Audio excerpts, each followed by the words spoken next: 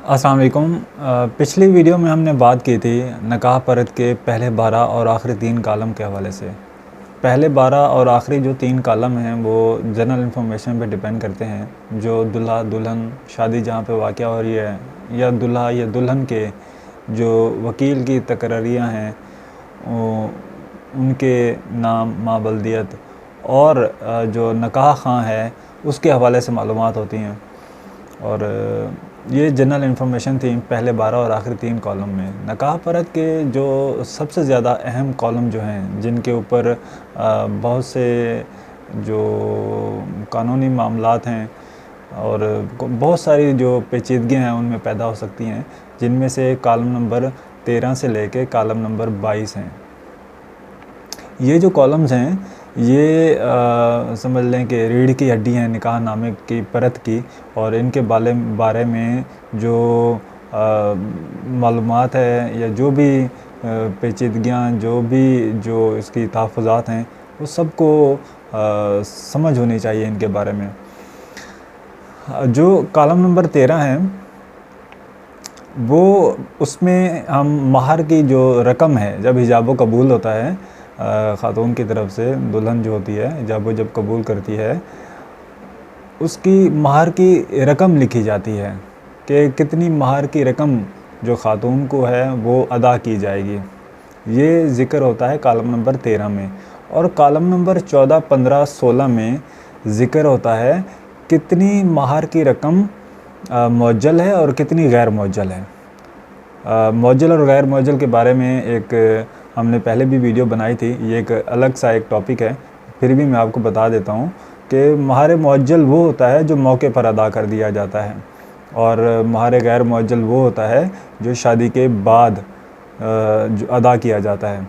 अगर उसको ख़ातून तलब भी करना चाहे अपने ख़ातून से, वो कर सकती है, उसकी हयाती में या उसके मरने के बाद भी। तो वो महर की रकम जितनी भी मुअज्जल है उसका ज़िक्र होगा और जितनी गैर मुअज्जल है उसका ज़िक्र होगा। और इन कॉलम्स में अगर ख़ातून को कोई जायदाद दी गई है, कोई सोना, कोई प्लाट या कोई घर बना के देने का अगर कोई वादा किया गया है तो उसका भी ज़िक्र किया जाएगा। और उसके साथ साथ अगर ये जायदाद या सोने का ज़िक्र किया गया है तो उसकी मालियत भी लिखनी चाहिए।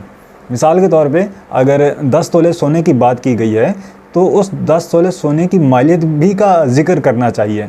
अगर उसको मौके पर अदा कर दिया गया, अगर सोना महर की में दिया गया है तो कितना मौके पर है और कितना बाद में है, इसका ज़िक्र किया जाएगा।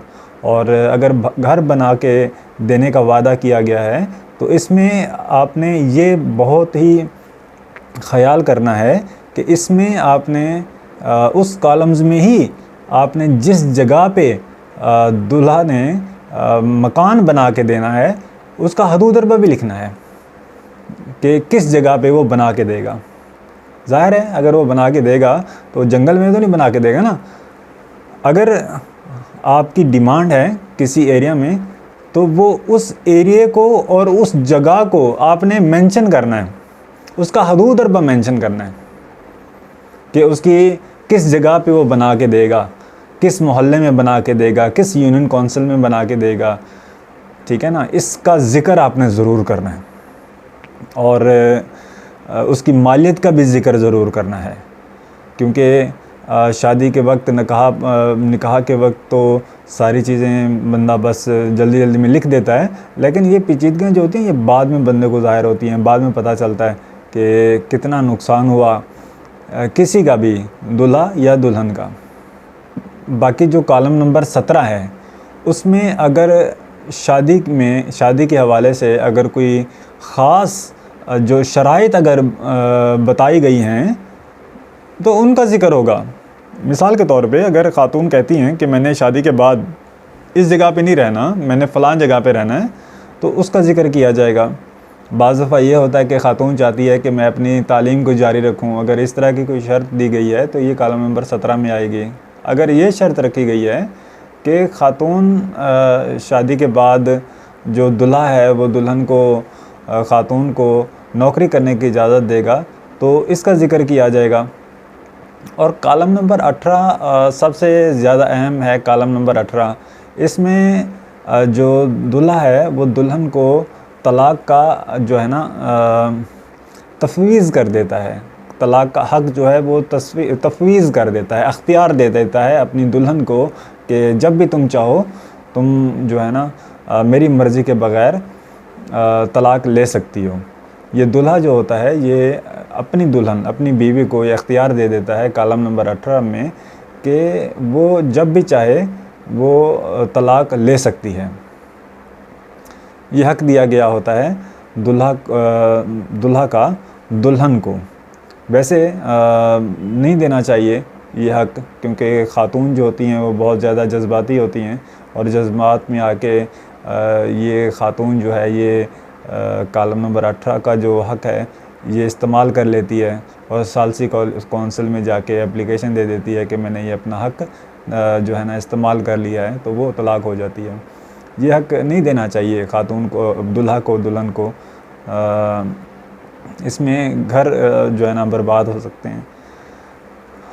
और कॉलम नंबर 19 में अगर शौहर को तलाक़ का हक़ दिया गया है तो उस पे कोई पाबंदी लगाई गई है या नहीं। अगर शौहर तलाक़ देना चाहता है, अगर उस पे कोई पाबंदी लगाई गई है, किसी किस्म की भी कोई पाबंदी लगाई गई है, तो उसका जो ज़िक्र है वो कॉलम नंबर 19 में होगा। कॉलम नंबर 20 में अगर दुल्हा ने अपनी दुल्हन को, अपनी बीवी को ख़र्चा नानफ़क़ा के हवाले से अगर कोई अलग से दस्तावेज़ात बना के दिए हैं, कॉलम नंबर 20 में उनका ज़िक्र आएगा। और कॉलम नंबर 21 में अगर दुल्हा के पास अगर कोई बीवी मौजूद है और वो दूसरी शादी कर रहा है, क्या उसने सालसी कौंसिल से इजाज़तनामा लिया है, ये कॉलम नंबर 21 में उसका ज़िक्र आएगा। और कॉलम नंबर 21 की एक अलिफ़ और बे जुज़ भी है। अलिफ़ जुज़ में अगर दूल्हा रंडवा या तलाक़ याफ्ता है उसका ज़िक्र किया जाएगा, और बे जुज़ में अगर वो रंडवा है, तलाक़ याफ्ता है, अगर उसकी पहले से बीवी या बीवियाँ मौजूद हैं, उन बच्चों के तादाद और उनके नाम लिखे जाएंगे कॉलम नंबर 21 की बे जुज़ में। और कॉलम नंबर 22 में वो नंबर मरासला लिखा जाएगा, वो तारीख़ लिखी जाएगी, वो नंबर लिखा जाएगा जो दुल्हा को सालसी कौंसिल से जो इजाज़तनामा मिला है उस हवाले से जो ज़िक्र है वो कॉलम नंबर 22 में किया जाएगा। और बाकी जो कॉलम्स हैं, कॉलम नंबर 23, 24, 25, ये निकाह रजिस्ट्रार के हवाले से हैं कि उसने ये पहले भी पिछली वीडियो में हम जिक्र इसका कर चुके हैं। इन कॉलम्स में जो निकाह रजिस्टर हुआ है और कितनी फ़ीस ली गई है, निकाह रजिस्टर का नाम, पता, मावलिया, सुकूनत क्या है, ये उसका ज़िक्र किया जाएगा कॉलम नंबर 23, 24 और 25 में। ये टोटल कुल 25 कॉलम्स हैं निकाह परत के। और जो इस परत में गवाहों के नाम भी लिखे जाते हैं, दुल्हन के सिग्नेचर होते हैं, दुल्हन के वकील के सिग्नेचर होते हैं, और उनकी वकील तकर्रर करने के जो गवाह होते हैं उनका ज़िक्र होता है। शादी में जो शिरकत कर रहे हैं उन 2 गवाहों का ज़िक्र होता है। दुल्हा का सिग्नेचर किए जाते हैं, दुल्हा के गवाहों के, दुल्हा के जो वकील की तकरीर के जो गवाहान हैं उनके सिग्नेचर होते हैं, और निकाह खां के सिग्नेचर होते हैं, और निकाह रजिस्ट्रार के सिग्नेचर होते हैं। ये एक मुकम्मल प्रोसेस है निकाह नामे का जो मैंने आज को बताया है। ये बहुत ही अहम कॉलम्स हैं। इन कॉलम्स को आप पढ़ें, सुनें, इनके बारे में और मालूमात लें। ये बहुत ही हसास मामलात हैं। ख़ातून, ख़ास तौर पे मैं ख़वातीन को कहना चाहूँगा, इनको आप ज़रूर समझें। कॉलम नंबर 13 से लेके कॉलम नंबर जो 22 तक, ये कॉलम आपको ज़बानी आने चाहिए मेरे हिसाब से, क्योंकि ख़ातून के लिए ये बहुत ही हसास मामलात हैं। इनको आपको जानना चाहिए, सीखना चाहिए। अगर इस हवाले से कोई भी आपको कोई सवाल है इन कॉलम्स के हवाले से तो आप मुझसे ज़रूर कर सकते हैं। मैं इंशाल्लाह कोशिश करूँगा कि हर फ़र्द का मैं जवाब दूँ। बहुत शुक्रिया आपका।